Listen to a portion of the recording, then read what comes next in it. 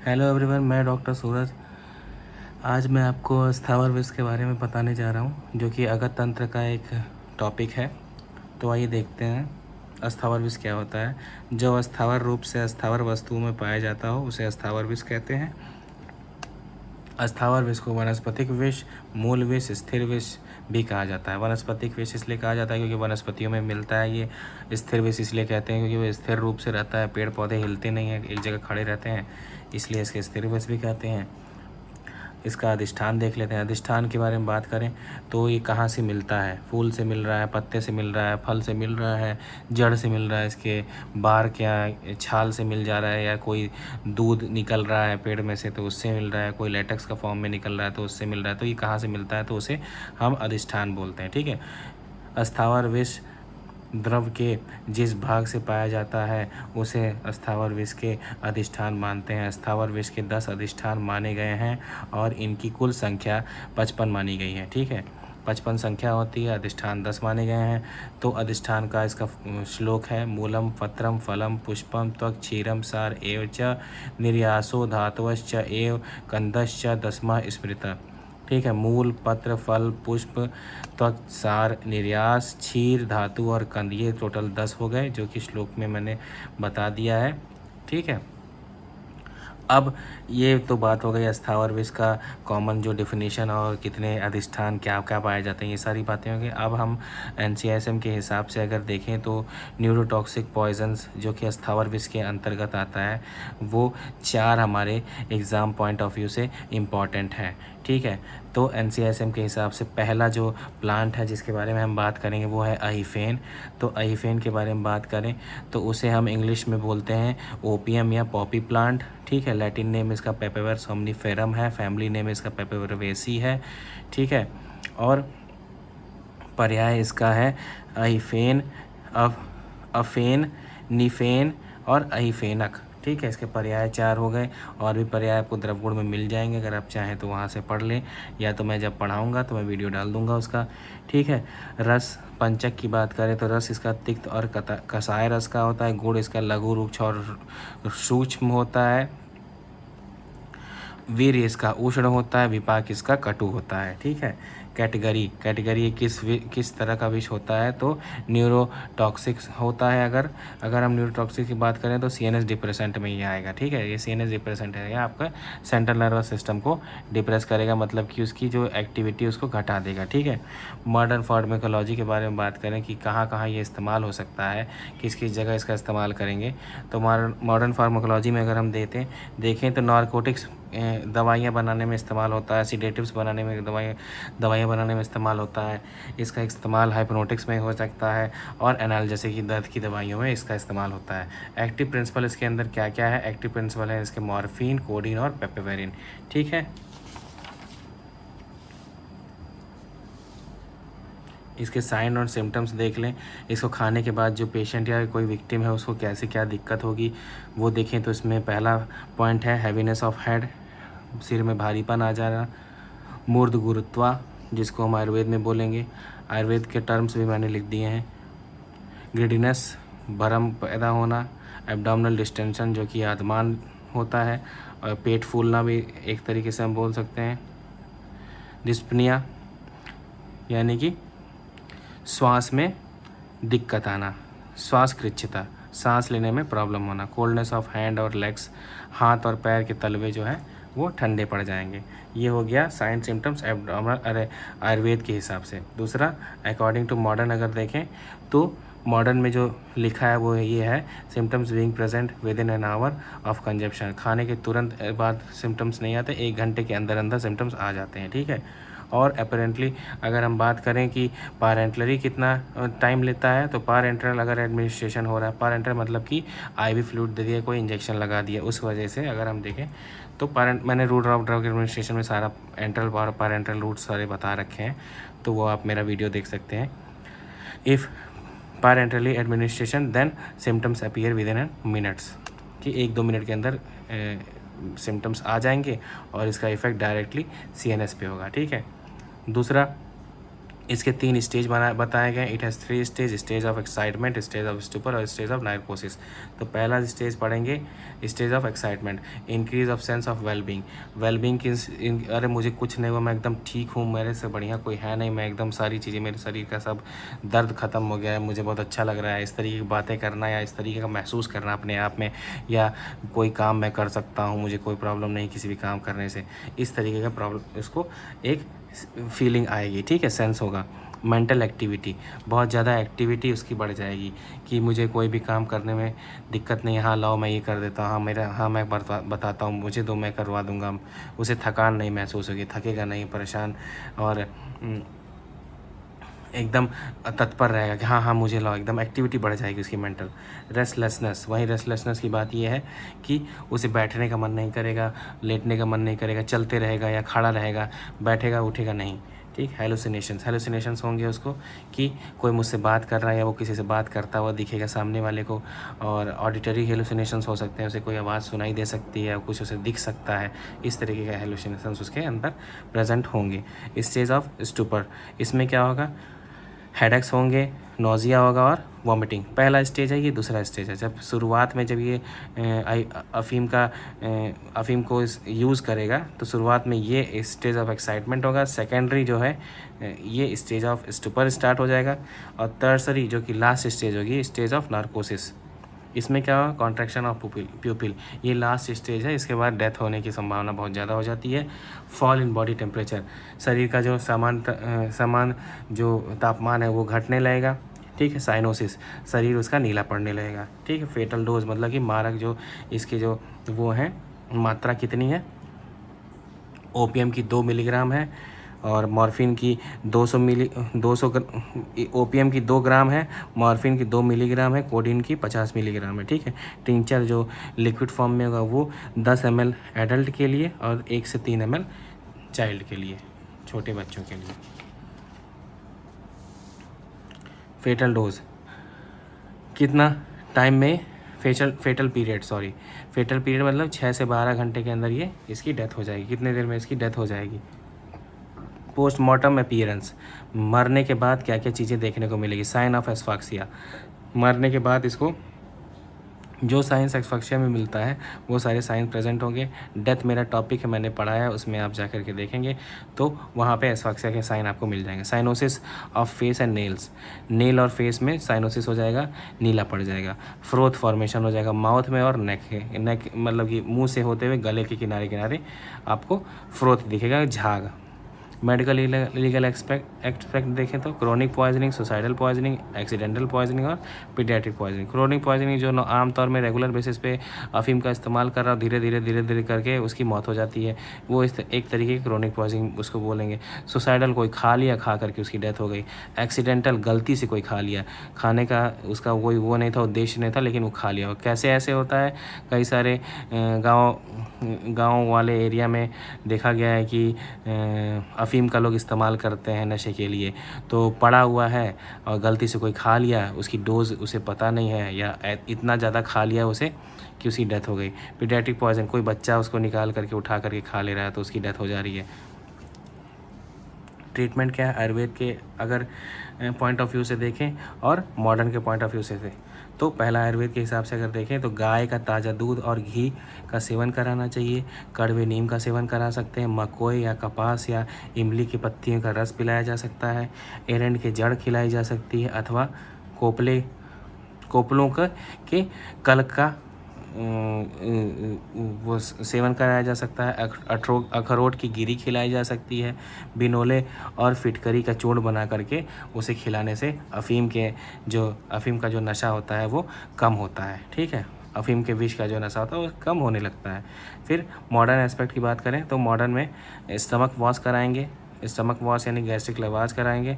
लिथेड्रोन का 10 मिलीग्राम में IV infusion दिया जाएगा और एमफेनाजोल 30 मिलीग्राम में आईवी देंगे। ऑक्सीजन सिलेंडर लगा के ऑक्सीजन थेरेपी दिया जाएगा उसको। आर्टिफिशियल रेस्पिरेशन कराया जा सकता है अगर उसकी ब्रेथलेसनेस है, उसको कार्डियक इश्यूज़ आ रहे हैं या उसका दिल की धड़कन घट रही है, उसे सांस लेने में दिक्कत हो रही है, एस्फाक्सियल कंडीशन अगर उसके अंदर क्रिएट हो रही है।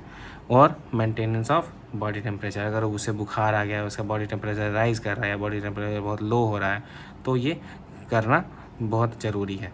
ये पहला आपका हो गया अफ़ीम। दूसरा हम पढ़ेंगे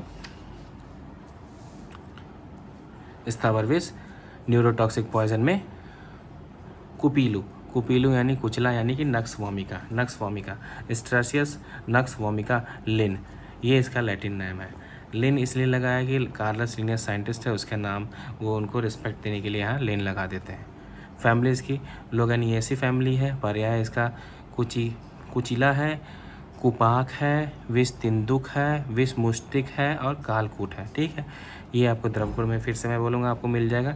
रस इसका क्या है, तिक्त कटु रस का होता है। गुण इसका क्या है, रुक्ष लघु और तीक्ष्ण होता है। वीर क्या है, उष्ण होता है। विपाक क्या है, कटु है। ठीक है,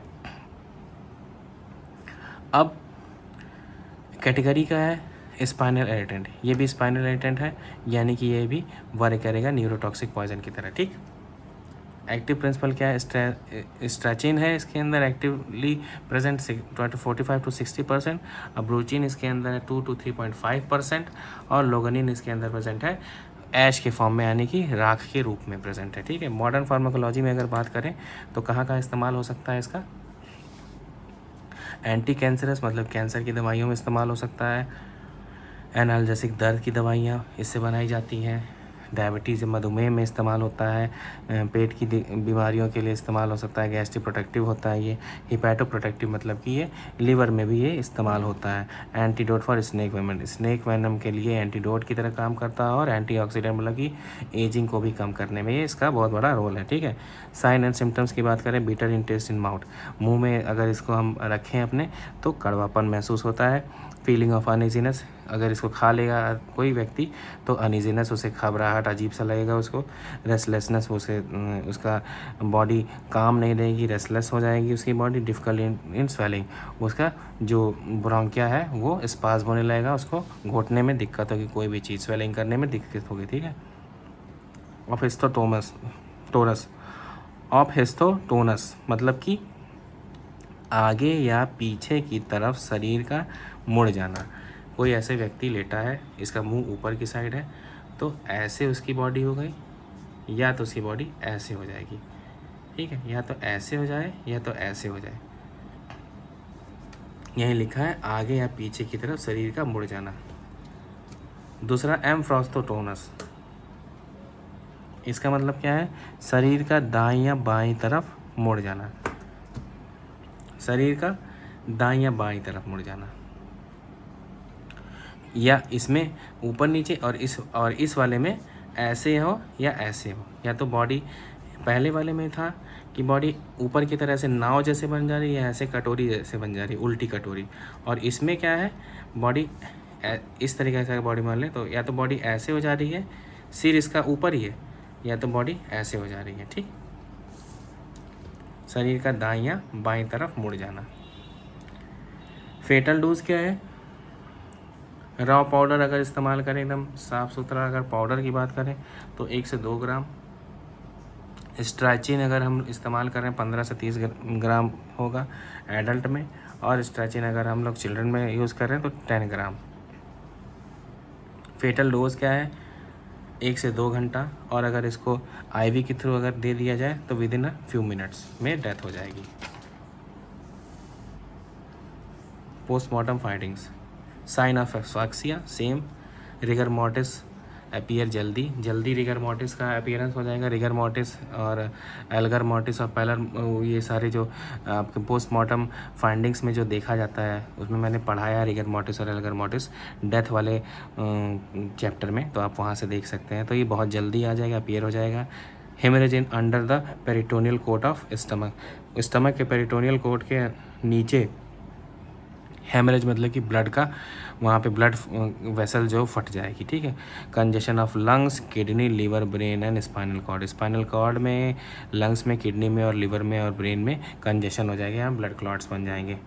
मेडिकल लीगल एस्पेक्ट, एक्सीडेंटल हो सकता है, सुसाइडल हो सकता है और हेमोसाइडल हो सकता है। एक्सीडेंटल होना कोई अगर उसको खा लिया गलती से, सुसाइडल इसलिए हम लोग कह रहे हैं रेयर होता है, सुसाइडल रेयर होता है। रेयर क्यों होता है? क्योंकि कड़वा होता है, खाने में उसको प्रॉब्लम होगी ना, अच्छा नहीं लगेगा।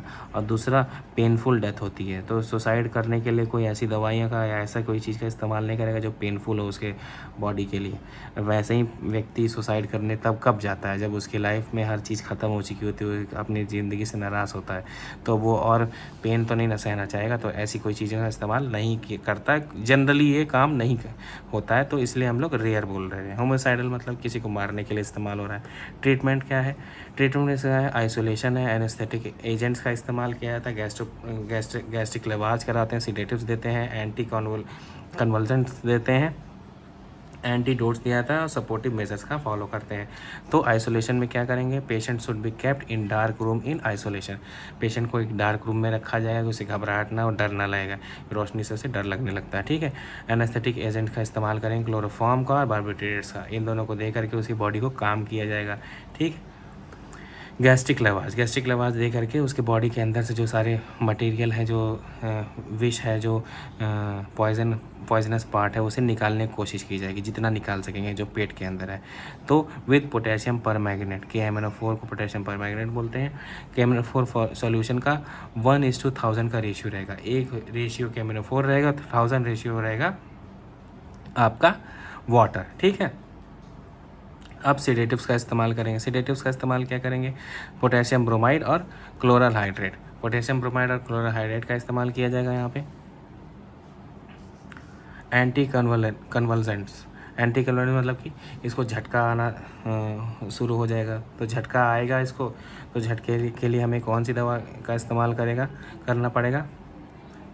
मेफेनेसिन 3 मिलीग्राम पर kg ड्रिप में देंगे, और डायज़ेपाम दे सकते हैं 2.5 मिलीग्राम की। एंटीडोट्स, इसके एंटीडोट्स क्या क्या होते हैं? बार्बिट्रेट्स होते हैं, फिनोबार्बिटेन, सोडियम होता है, इसके एंटीडोट्स होते हैं। सपोर्टिव मेजर्स में ऑक्सीजन थेरेपी दी जाएगी, ठीक है। अब डिफरेंशियल डायग्नोसिस इसकी देख ली जाए, तो इसका जो साइन सिम्टम्स है वो किसके जैसा होता है? वो टेटेनस के जैसा होता है। जैसे बॉडी अकड़ नहीं रही थी अभी, ऐसा बताया कि उल्टी बॉडी अकड़ जाएगी, सीधी बॉडी अकड़ जाएगी, तो टेटेनस में आता है। एपिलेप्सी में भी फिट्स जैसा प्रोसेस इसमें भी हो रहा है, और तीसरा हिस्टीरिया में होता है। तो इन 3 जगह की जो डायग्नोसिस होती है वो इसी की तरीके की होती है, सिमिलर होती है। बट हम इसमें देखेंगे टेटनस की डिफरेंशियल डायग्नोसिस क्या है, कि टेटनस में क्या चीज़ें होती हैं और इसमें क्या चीज़ें होती हैं, दोनों में डिफरेंस क्या है, ठीक है।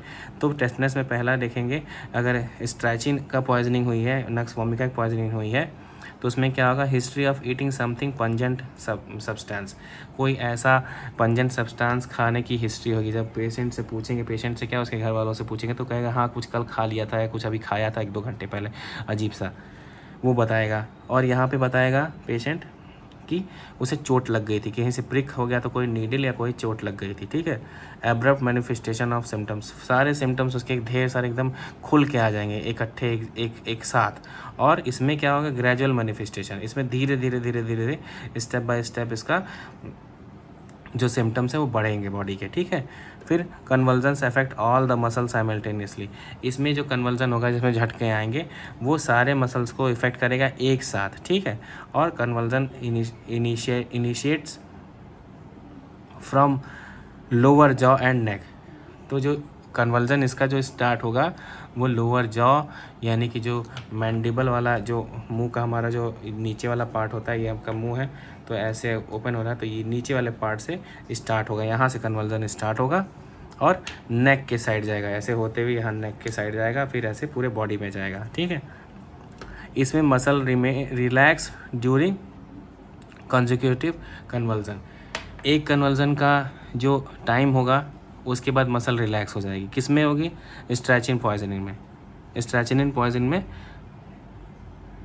एक झटका आया, फिर थोड़ा देर वेट हुआ, फिर झटका आया, फिर वेट होगा। इसमें जो मसल है वो रिजिड रहेगी ऑल टाइम, मतलब एक बार में अगर वो अकड़ गई तो फिर अकड़ी रह जाएगी, ठीक है। इसमें क्या, either patient recover rapidly or dies within an hour, इसमें पेशेंट या तो बहुत जल्दी रिकवर कर जाता है या कुछ ही घंटों में मर जाता है। और death is not before 24 hour, इसमें डेथ 24 घंटे से पहले नहीं होती है, लेकिन इसमें मोस्ट प्रोबेबली डेथ होने का चांसेस बहुत ज़्यादा रहता है। तो ये आपका मैंने अहिफेन